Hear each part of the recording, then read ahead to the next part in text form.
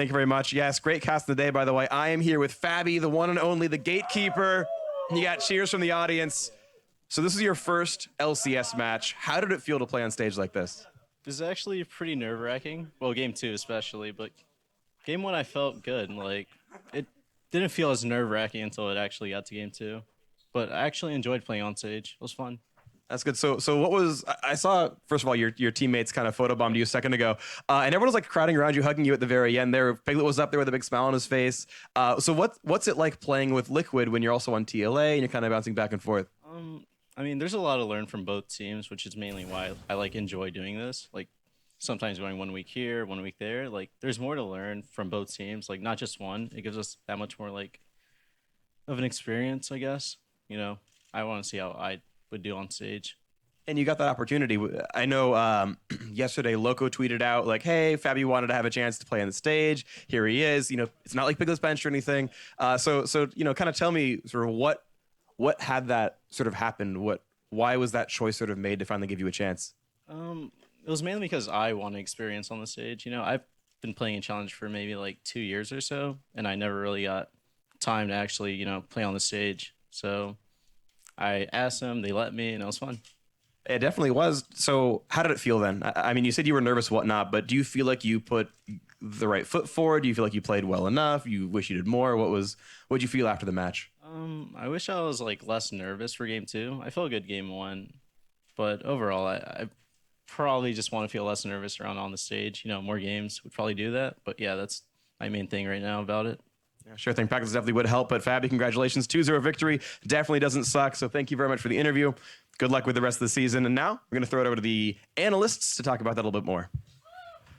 Thank you very much, Freak. Fabi's going to be very happy to walk away from his first LCS match with a victory, a 2-0 at that, as well as the rest of Team Liquid, who are very much in need of wins right now at the beginning of the split, and in the face of the last place team. Right? Again, this isn't necessarily an unexpected result, but good to see from this roster that they did it quickly. Yeah, Freak said it best. Losing doesn't suck. In fact, it's like really good to win games. Right. And that's what Team Liquid need to do, right? They started the season slow, but they have an opportunity to have a perfect week. They've already gotten Phoenix1 out of the way. They play Energy next, and things are looking up. I mean, I think that Energy game is going to be actually really fun because I think Santorin is playing extremely well this split, and so is Dardoch, so I'm really looking forward to like a jungle showdown there.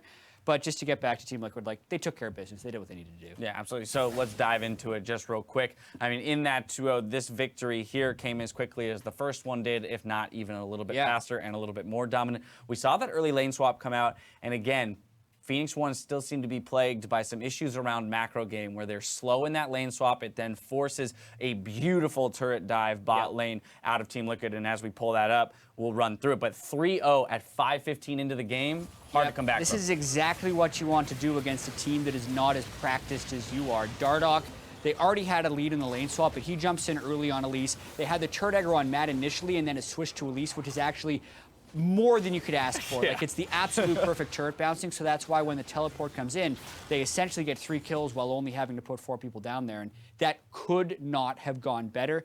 But what we don't get to show in that replay is the fact that they had already pulled substantially ahead in that lane swap, which was able to set up that situation, and the Kindred had shown in the top lane as well, so that made it even smarter of a dive. Yeah, a couple mistakes for Phoenix1. Team Liquid quick to capitalize on them. About 2.5K gold lead very early on in the game there. And that, you know, I remember turning to around the 15-minute mark and being like, does this feel slow? And then, you know, but then realizing, no, it doesn't actually feel slow. They haven't finished their first major item yet, Dash, so give them some time. Give them some time. I was like, why is Team Liquid taking so long to close it? Oh, it's 15 minutes into the game. You're like the disapproving Asian parent in like the 2nd grade. Why aren't you in college yet? Like, come on, man. Where's that degree? They're doing great, straight A's. No, but yeah, so Team Liquid playing that one relatively smart. I mean, Fabi did mention, though, for himself individually that he felt a little nerves there in game 2, whether it was the nerves of just wanting to close the series out and you know, kind of put the cement on it or not. There definitely were still a few mistakes from that Team Liquid squad that they need to clean up, but overall, an impressive performance in that they did it as quickly as they did while bringing Fabi in, and Phoenix, of all people, who will snag our player of the game honors one more time here in game 2, 209 on that Azir, is stepping up his performance in comparison to previous games. Oh my goodness, he had such a bad week when they were losing, and now his 2 Azir games. we're going to see what he has to do when he's not on Azir, but you can't punish the guy because, like, oh, it's his best champion. He's supposed to crush the game. Well, no, he crushes the game. He did it in both games, most damage, deathless. He had a spectacular series. Yeah, on the side of Phoenix1 to close out the series, of course, this is going to be a tough loss for them to stomach yet again. Still swapping players within the series itself, so a lot of trouble there on that roster. However, a few glimmers of good play here and there. We did see them with a nice pick and tower dive in the top lane, and then a 2-turret take. Of course, that did get turned on them because they weren't quite quick enough, but they are still looking for those plays to get back into the game, even if they are down 8K gold. And if you're Phoenix1, I think you have to use Spring Split Echo Fox as a bit of an example of a team that like looked pretty grim for a while as they were still swapping out the roster, but when they finally got their core team together, they were able to excel a little bit. And you can actually see, like, obviously it sucks for Phoenix1 to lose, but when they are losing, they're not like taking it super hard because they know how ridiculously difficult their situation is, so they're not really expecting to win. I don't know if that's a good thing. Like, you should obviously kind of want and expect to win, but I mean, come on. They don't have the guys to do it right now. Right, the right attitude, and given the circumstances that they're in. We'll continue to watch those guys develop. And now that the series is over, let's take a look at some of the moments you at home called out on social media as the biggest plays from tonight's games. First up, at KTechX1 tweeted out that Sneaky with the 6 snipe. Let's take a look. Gravity well is in, but it's not enough damage. Soldiers come through, the flash of the wall, and oh, Sneaky with the long-range snipe takes him down. Cloud9 crushing it.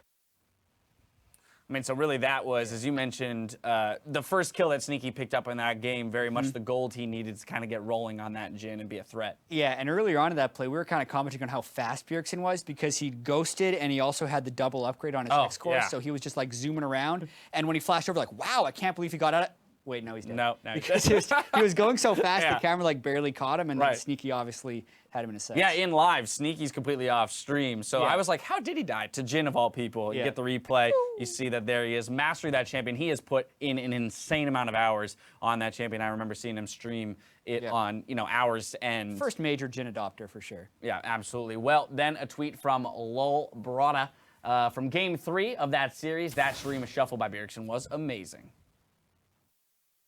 Jensen's gonna be next, burning down the death, and Haunter gets him 2 for 0 so far. Meteo's gonna be next up easily, pops across the wall. They've got impact as well. This is surely gonna be the game. A triple kill already. Make that a 4th now picked up for double imp. He's done, no flash. Keep going. Get Charlie. Chase. Trundle, no flash, no flash. Go on set. End the game, end the fucking game. Guys.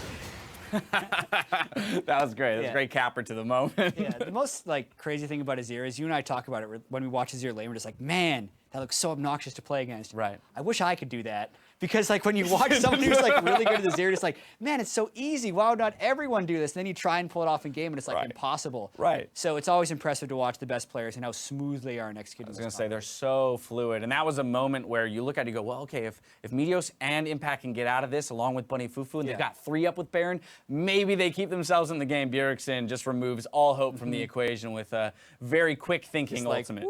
All the way. Like, and over the wall, he was too. like basically from the Scuttle Crab to the Tribe. Azir is ridiculous. Yeah, it's gross. That guy's too good at League of Legends. Anyway, with those 2 series completed, let's have a look at the updated NALCS standings. Now alone on the top is our 5-0 TSM. Now Team Envy is 1 win behind, followed by Immortals, and then Cloud9 to round out the top 4. 5 teams are in the middle of the pack with 1 or 2 match wins, and Phoenix1 remains at the bottom of the standings. Now, we're all tapped out for tonight, but the rest of the weekend is full of LCS games for your viewing pleasure. Make your way back here tomorrow for 4 series featuring a match where Envy defends their spot against Immortals on NALCS 1. And over in the Battle Theater, you can watch Counterlogic Gaming taking on an Echo Fox squad. I mean, that Envy Immortals matchup is a huge test for Envy. Yeah, I mean, as much as I want to see Immortals do well again, like, I would love to see a 5-0 Envy up against a 5-0 TSM on Sunday to invalidate tonight's match of the week pick, because clearly it would be the 2 undefeated teams, but we can't see the future. I mean, there's a litany. I was pretty happy with the C9 TSM. Litany of good matchups this week. Oh, it's next week, sorry, that Envy plays TSM, so we need to wait. I just want to see them stay undefeated until they play each other. Overall, they play the next 4 games, right, are Immortals, Cloud9, CLG, and TSM. So they play the other 3 top 4 teams, and then CLG, who we still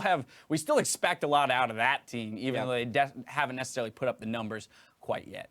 Yeah, it's just, Envy obviously is this untested team, and this is their first big test. Immortals has looked shaky at times, and like Huni versus Seraph is actually really exciting with the way they're both approaching the game this split. All right, well, plenty of games on the docket for tomorrow. Tonight, though, that's going to do it for us. Now, for myself, the casters, and the entire live broadcast crew, thank you for watching, and we'll see you tomorrow.